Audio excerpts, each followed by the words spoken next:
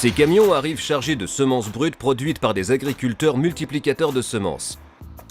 Fiers de leur travail, ils ont pris tout le soin nécessaire pour produire une semence de qualité du semis à la récolte. Leurs parcelles ont été contrôlées et acceptées.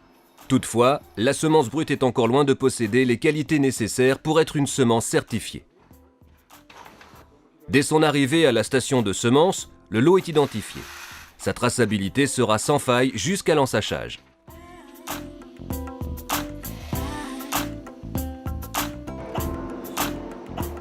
Dans un premier temps, le lot est stocké en cellules dans l'attente de son triage. L'échantillon prélevé dès la réception va être analysé. Dans ce laboratoire, la semence brute passe sur une chaîne de micro-triage pour déterminer la proportion des différents déchets afin de régler au mieux les appareils de la chaîne de triage. La microchaîne sépare le petit grain des graines rondes et des déchets légers de la semence.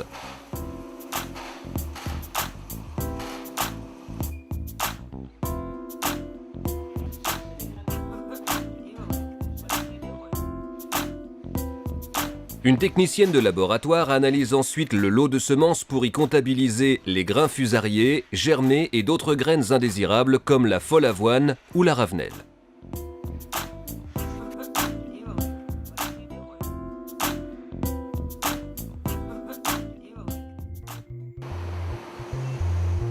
Les caractéristiques du lot à trier étant connues, les différentes machines peuvent être réglées au mieux.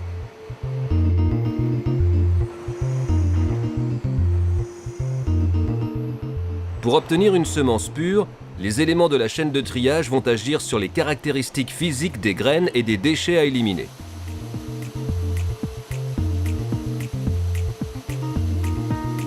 Elles vont utiliser les différences de volume et de poids pour éliminer les cailloux et les pailles. Et pour les graines indésirables, les différences de forme, largeur, longueur, épaisseur, densité et couleur. C'est le passage dans une succession de machines qui va permettre l'élimination de tous les déchets. Chacune d'entre elles joue sur une ou plusieurs de ces caractéristiques physiques. La première de ces machines va dégrossir le travail, c'est le pré-nettoyeur.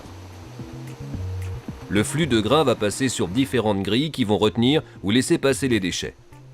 Le travail est complété par l'aspiration des déchets légers.